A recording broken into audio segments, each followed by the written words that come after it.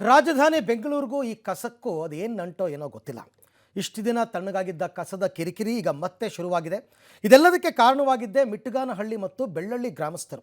ನಮ್ಮೂರಲ್ಲಿ ಕಸವನ್ನು ಡಂಪ್ ಮಾಡಬೇಡಿ ಅಂತ ಲಾರಿಗಳನ್ನ ತಡೆದು ನಿಲ್ಲಿಸ್ಬಿಟ್ರು. ಹೀಗಾಗಿ ಬೆಂಗಳೂರಿನಲ್ಲಿ ಲಾರಿಗಳು ನಿಂತಲ್ಲೇ ನಿಂತಿದ್ವು. ಈಗ ಈ ವಿಚಾರ ರಾಜಕೀಯ ಜಟಾಪಟಿಗೆ ಕಾರಣವಾಗಿದೆ. ಬಿಜೆಪಿ ನಾಯಕರ ಮನೆ ಮುಂದೆ ಕಸ ಹಾಕಿಸ್ತೀನಿ ಅಂತ ಡಿ.ಸಿ.ಎಂ ಡಿ.ಕೆ. ಶಿವಕುಮಾರ್ ಹೇಳಿದ್ರಲ್ಲ, ಅದಕ್ಕೆ ಬಿಜೆಪಿ ನಾಯಕರು ಸಿಡಿಮಿಡಿಗೊಂಡಿದ್ದಾರೆ. ಏನಿದು ರಾಜಕೀಯ ಜಟಾಪಟಿ ನೋಡೋಣ ಬನ್ನಿ. ಬೆಂಗಳೂರಿನಲ್ಲಿ ಮತ್ತೆ ಕಸ ಸಮಸ್ಯೆ ಉಲ್ಬಣ. ಆಡಳಿತ ವಿಪಕ್ಷದ ನಡುವೆ ಕಸ ಗಲಾಟೆ. ಡಿಕೆ ಎಸ್ಮಾ ಅಸ್ತ್ರಕ್ಕೆ ಬಿಜೆಪಿ ಸಿಡಿಮಿಡಿ. ಬೆಂಗಳೂರಿಗೂ ಕಸಕ್ಕೂ ಅದೇನಂಟೋ ಗೊತ್ತಿಲ್ಲ. ಇಷ್ಟು ದಿನ ತಣ್ಣಗಾಗಿದ್ದ ಕಸದ ಕಿರಿಕಿರಿ ಮತ್ತೆ ಶುರುವಾಗಿದೆ. ಇದಕ್ಕೆಲ್ಲ ಕಾರಣವಾಗಿದೆ ಮಿಟಗಾನಹಳ್ಳಿ ಬೆಳ್ಳಳ್ಳಿ ಗ್ರಾಮಸ್ಥರ ಹೋರಾಟ. ತಮ್ಮ ಹಳ್ಳಿಯಲ್ಲಿ ಡಂಪ್ ಆಗ್ತಿದ್ದ ಕಸದ ಲಾರಿಗಳನ್ನೆಲ್ಲ ಗ್ರಾಮಸ್ಥರು ತಡೆದಿದ್ರು. ಹೀಗಾಗಿ ಬೆಂಗಳೂರಿನಲ್ಲಿ ಕಸದ ಲಾರಿಗಳು ನಿಂತಲ್ಲಿಯೇ ನಿಂತಿದ್ವು. ಇದೇ ವಿಚಾರಕ್ಕೆ ಸರ್ಕಾರದ ವಿರುದ್ಧ ಪ್ರತಿಪಕ್ಷಗಳು ಕಿಡಿಕಾರಿ ಸರ್ಕಾರದ ಮಾಫಿಯಾಗಳೇ ಈ ಕಸದ ಸಮಸ್ಯೆಗೆ ಮೂಲ ಕಾರಣ ಅಂತ ಟೀಕಿಸಿದ್ವು. ಇದಕ್ಕೆ ತಿರುಗೇಟು ಕೊಟ್ಟ ಡಿ.ಸಿ.ಎಂ ಡಿ.ಕೆ.ಶಿ ಎಸ್ಮಾ ಜಾರಿ ಎಚ್ಚರಿಕೆ ಕೊಟ್ಟರು. ಬಿಜೆಪಿ ಶಾಸಕರು ಬ್ಲಾಕ್ ಮೇಲ್ ಮಾಡ್ತಿದ್ದಾರೆ. ಬಿಜೆಪಿ ಕಚೇರಿ ಅಶೋಕ್ ಮನೆ ಮುಂದೆ ಕಸ ಹಾಕಿಸ್ತೇನೆ, ಕಸದ ಲಾರಿಗಳನ್ನ ಸುಮ್ಮನೆ ಬಿಡಬೇಕು, ಇಲ್ಲದಿದ್ರೆ ಎಸ್ಮಾ ಹಾಕಿಸ್ತೇನೆ ಅಂತ ಹೇಳಿ ಡಿ.ಕೆ.ಶಿ ವಾರ್ನಿಂಗ್ ಕೊಟ್ಟರು. ಡಿಕೆ ಎಸ್ಮಾ ವಾರ್ನಿಂಗಿಗೆ ಬಿಜೆಪಿ ನಾಯಕರು ಮತ್ತೆ ವಾಗ್ದಾಳಿ ನಡೆಸಿದ್ದಾರೆ.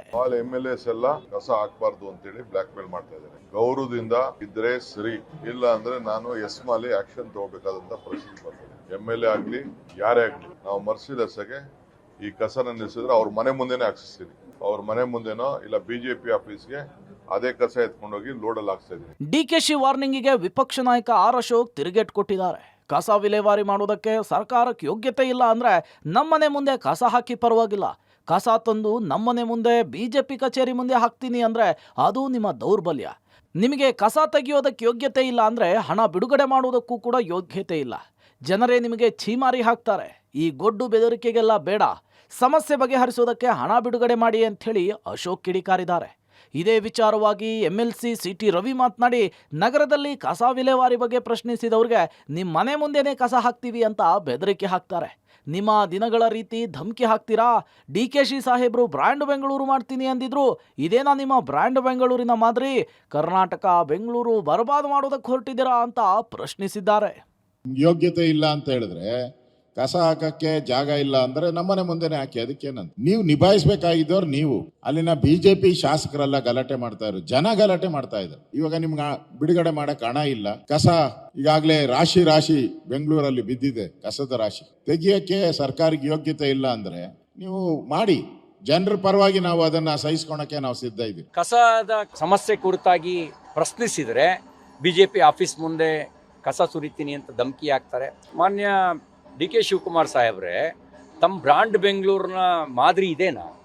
ಅಂದರೆ ಪ್ರಶ್ನಿಸಿದವರಿಗೆ ಧಮಕಿ ಹಾಕೋದು, ಕಸ ಸುರಿತೀನಿ ಅಂತ ಆ ದಿನಗಳ ನೆನಪು ಮಾಡಿಕೊಂಡು ಗುಂಡಾ ಸ್ಟೈಲ್ನಲ್ಲಿ ಮಾತಾಡೋದು, ಇದು ನಿಮ್ಮ ಬ್ರ್ಯಾಂಡ್ ಬೆಂಗಳೂರ? ಕರ್ನಾಟಕ ಮತ್ತು ಬೆಂಗಳೂರನ್ನ ಬರ್ಬಾದ್ ಮಾಡೋದೇ ನಿಮ್ಮ ಬ್ರ್ಯಾಂಡ್ ಬೆಂಗಳೂರು ಶೈಲಿನ? ಇವತ್ತು ಬ್ರ್ಯಾಂಡ್ ಬ್ಯಾಂಗ್ಳೂರನ್ನ ಮಾಡ್ತೀನಿ ಅಂತ ಹೇಳಿದವರು ಬರೀ ಕಸದ ವಿಲೇವಾರಿ ಮಾಡೋದ್ರಲ್ಲೂ ವಿಫಲರಾಗಿದ್ದಾರೆ. ಇವತ್ತು ಇವ್ರಿಗೆ ಸರ್ಕಾರ ಅಧಿಕಾರ ಕೊಟ್ಟಿದ್ದಾರೆ, ನಗರ ನಿರ್ವಹಣೆ ಮಾಡಕ್ಕೆ ವಿಫಲರಾಗ್ತಿರುವಂತದ್ದು ಬಹಳ ಸ್ಪಷ್ಟವಾಗಿ ಎದ್ದು ಕಾಣುವಂತದ್ದಾಗ್ತಿದೆ. ಕಸ ಹಾಕಲು ಬಿಡದವರ ಕ್ಷೇತ್ರದಲ್ಲಿ ಕಸ ಎತ್ತಿಸಲ್ಲ, ಕಸ ಡಂಪ್ಗೆ ಕಾಲು ಮುಗಿಯಲು ಆಗುತ್ತಾ? ಇನ್ನು ಅಸ್ಸಾಂಗೆ ತೆರಳುವ ಮುನ್ನ ಬೆಂಗಳೂರಿನಲ್ಲಿ ಪ್ರತಿಕ್ರಿಯಿಸಿದ ಡಿ.ಸಿ.ಎಂ ಡಿ.ಕೆ. ಶಿವಕುಮಾರ್ ಕಸ ಡಂಪ್ ಮಾಡಲು ಬಿಡದಿದ್ದಕ್ಕೆ ಗರಂ ಆಗಿದ್ದಾರೆ. ಯಾರೋ ಕಸ ಹಾಕೋದಕ್ಕೆ ಬಿಡಲ್ಲ, ಅವ್ರ ಕ್ಷೇತ್ರದಲ್ಲಿ ಕಸವನ್ನ ಎತ್ತಿಸಲ್ಲ, ಆಗ ಜನರೇ ಅವ್ರಿಗೆ ಉಗಿತಾರೆ. ಕಸ ಡಂಪ್ ಮಾಡಿಸಲು ಕಾಲು ಮುಗಿಯೋದಕ್ಕಾಗುತ್ತಾ? ಎಲ್ಲಿಯಾದ್ರೂ ಕಸ ಹಾಕಬೇಕಲ್ವಾ? ಅಭಿವೃದ್ಧಿಗಾಗಿ ಸಾಕಷ್ಟು ಹಣ ನೀಡಿದ್ದೇವೆ, ಹೆಚ್ಚಿಗೆ ಕೇಳಿದ್ರೆ ಎಷ್ಟು ಅಂತ ಕೊಡೋದಕ್ಕಾಗುತ್ತೆ? ಬೇರೆ ಕಡೆ 4 ಡಂಪಿಂಗ್ ಯಾರ್ಡ್ ಮಾಡೋದಕ್ಕೆ ಶಾಶ್ವತವಾಗಿ ಜಾಗ ಮಾಡ್ತೀವಿ, 2 ಕಡೆ ಜಾಗವನ್ನ ಫೈನಲ್ ಆಗಿದೆ ಅಂತ ಕೂಡ ಹೇಳಿದ್ದಾರೆ.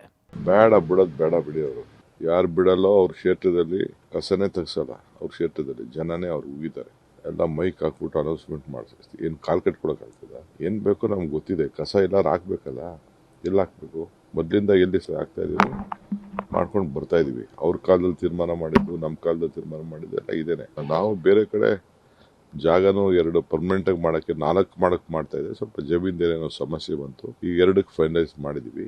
ಟೆಂಡರ್ ಕೂಡ ಕರೆದಿದ್ದೀವಿ, ಮುಂದಕ್ಕೂ ಕೂಡ ಮಾಡ್ತೀವಿ ಎಲ್ಲ ಟೆಂಡರ್ಗಳು. ಒಟ್ಟಾರೆ ಬೆಂಗಳೂರಿನಲ್ಲಿ ಮತ್ತೆ ಕಸದ ಸಮಸ್ಯೆ ಜೋರಾಗಿದ್ದು, ಇದು ಆಡಳಿತ ಮತ್ತು ವಿಪಕ್ಷ ನಾಯಕರ ನಡುವೆ ವಾಕ್ಸಮರಕ್ಕೆ ವೇದಿಕೆ ಆಗಿರೋದಂತೂ ಸುಳ್ಳಲ್ಲ.